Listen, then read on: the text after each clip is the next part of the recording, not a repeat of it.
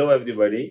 आज बहुत ही शुभ दिन है क्योंकि हम शुभारंभ कर रहे हैं एक नया खबरिया दृष्टि के नाम से एक नए प्लेटफॉर्म की, और आपकी सेवा करने के लिए तत्पर हैं, जहां पे शोध होगा, खोज होगी और विमर्श होगा और आलोचना होगी। यह प्लेटफॉर्म डेडिकेटेड है towards the nationalism, national integration and self pride. और मेरा नाम है मुकुल गोयल, जो आपके सामने कुछ मुद्दों पर गाहे बगाहे विमर्श रखेंगे और आप लोगों का सहयोग मिलता रहे, ऐसी आकांक्षा है। अब टॉपिक पे आते हैं इंडिया अलायंस। इंडिया अलायंस जो ये बन रहा है, मैं जितने भी मेरे युवा साथी हैं जो कि राजनीति का उतना अनुभव नहीं है, उन्होंने सिर्फ 20 या 25 वर्ष की जिनकी व्यय है, जिनकी अवस्था है, उनको एक थोड़ा सा पीछे लेके जाना चाहूंगा। इंडिया अलायंस जो बन रहा है, कई सारी पार्टियों का, जिनका विचार, सबके आइडियोलॉजी, सबकी अपनी अपनी सोच अलग है, सबके नेता अलग हैं और एक दूसरे के कट्टर दुश्मन है। 1977 में इंदिरा गांधी जी ने जब आपातकाल घोषित करा था, उसके बाद सारे नेताओं को जेल में डाल दिया था। तो जयप्रकाश नारायण जी की अगुवाई में एक पार्टी बनी थी, जनता पार्टी, जो कि एक चुनाव चिन्ह पर लड़ी थी। उसमें कई सारी पार्टियों का संगम था, भारतीय लोकदल था, भारतीय जनसंघ था और बहुत सी पार्टियां थी। स्वतंत्र पार्टी थी, समाजवादी पार्टी थी, संगठन कांग्रेस थी, ओल्ड कांग्रेस थी, एज मेनी पार्टीज। लेकिन वो एक्सपेरिमेंट फेल हो गया बुरी तरीके से। 2 साल भी सरकार नहीं चली, मोरारजी देसाई जी को इस्तीफा देना पड़ा। उसके बाद दोबारा प्रयास करा 1989 में, जनता दल के नाम से विश्वनाथ प्रताप सिंह जी की अगुवाई में कई सारी पार्टी हुई, इकट्ठी हुई। भारतीय जनता पार्टी ने भी बाहर से समर्थन दिया, लेकिन वो एक्सपेरिमेंट भी फेल हो गया और बुरी तरीके से फेल हुआ।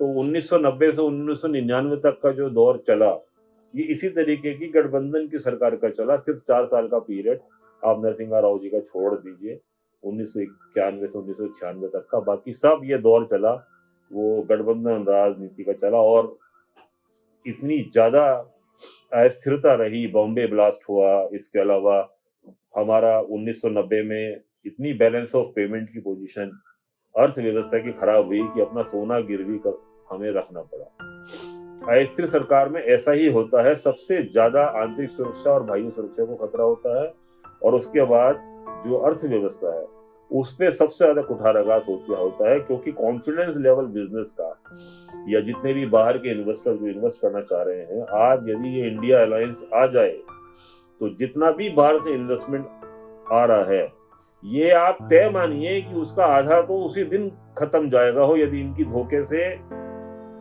कुछ भी सुख बगाट होकर सरकार बनने की बात आ गई। क्योंकि जो मोदी जी का एक है मजबूत सरकार ही देश को इस समय चलाने का दम्भ कर सकती है। जो तीसरी अर्थव्यवस्था बनने की बात है, वो सिर्फ एक मजबूत सरकार ही दे सकती है। विश्व की सबसे जो तीसरी अर्थव्यवस्था में यदि हमें आना है, तो आप ये तय मान के चलिए कि यदि इंडिया गठबंधन आएगा तो वो जो काम 5 साल में यदि होने वाला होगा, तो अगले 50 साल में। उसका कारण यह है कि जो कॉन्फिडेंस लेवल होता है बिजनेस का, ट्रेड का, एक्सपोर्ट्स, इंपोर्ट्स, और जो एक छवि बनती है, वो एक मजबूत सरकार से ही बनती है। सबसे पहली तो बात ये है। दूसरी बात एक ये, जरा सा हट के मैं इस पे बोलूंगा कि जो ये विपक्ष आरोप लगाता है सबसे बड़ा कि जी मोदी जी तानाशाह है, क्योंकि इंडिया अलायंस वालों पे कोई भी योजना नहीं है। उनका एक सूत्री कार्यक्रम है कि मोदी जी को हटाओ। क्यों हटाओ? कि जी लोकतंत्र के लिए खतरा है, लोकतंत्र खत्म कर दिया। भाई क्या लोकतंत्र खत्म कर दिया? क्या पार्लियामेंट का सेशन नहीं हुआ? क्या अभी 5 राज्यों में चुनाव नहीं हुए? एक में तो बीजेपी हारी, और वहां पे मिजोरम में भी सरकार नहीं बन पाई, वहां किसी तीसरी पार्टी की सरकार बनी। इसका मतलब लोकतंत्र तो है। अब ये इसके जवाब में लोग बात कहते हैं कि जी चुनाव ही सिर्फ लोकतंत्र नहीं होता। तो मैं इसका उत्तर इस तरीके से देना चाहूंगा कि अरुण शौरी जी ने 2019 में फरवरी के महीने में ये बात कही कि जी मोदी जी यदि प्रधानमंत्री 2019 में बन गए तो ये आखिरी चुनाव होगा, उसके बाद फिर भारतवर्ष में कभी चुनाव नहीं होगा। यह बात एक सिरे से गलत साबित हुई है। 2019 की अक्टूबर में महाराष्ट्र में सरकार बीजेपी नहीं बना पाई, चुनाव हुआ। हिमाचल में सरकार बीजेपी नहीं बना पाई, कांग्रेस की सरकार बनी। हाल ही में कर्नाटक में कांग्रेस की सरकार बनी। तो इसका मतलब लोकतंत्र तो है, तभी तो दूसरी पार्टियों की सरकार राज्य में बन रही है। यदि लोकतंत्र नहीं होता तो कैसे बन जाती। अब ये मुद्दा उठता है कि जी लोकतंत्र क्यों खतरे में है, कि इसलिए खतरे में है कि जी इन्होंने सारे इंस्टीट्यूशंस पे कब्जा कर लिया है। और अभी इंस्टीट्यूशंस में अपने हिसाब से आदमी भर्ती करने का प्रीरोगेटिव तो प्रधानमंत्री को और जो रूलिंग पार्टी उसको है ना। आपसे पूछ के तो वो जो इलेक्शन कमीशन का जो चीफ इलेक्शन कमिश्नर है या और जितने भी ईडी के ऑफिसर हैं या रॉ के ऑफिसर है, वो आपसे पूछ के तो नहीं बनाएंगे। जब उनको जनता ने मैंडेट दिया है तो अपने हिसाब से बनाएंगे। तो उसमें उन्होंने क्या कब्जा कर लिया। और रही बात इसकी कि साहब जितने विपक्ष वाली पार्टियां हैं सबके खिलाफ इंक्वायरी बैठी हुई है। तो इंक्वायरी बैठी हुई है तो ये 350 करोड़ के नोट यदि निकल रहे हैं तो इंक्वायरी क्यों नहीं बैठे। और फिर कोर्ट है, आप इसका मतलब ये भी कहोगे कल को कि जी कोर्ट भी मोदी जी ने खरीद ली है। मनीष सिसोदिया की और जितने भी आम आदमी पार्टी के शराब घोटाले में फंसे हुए लोग, किसी की जमानत हो पा रही है क्या।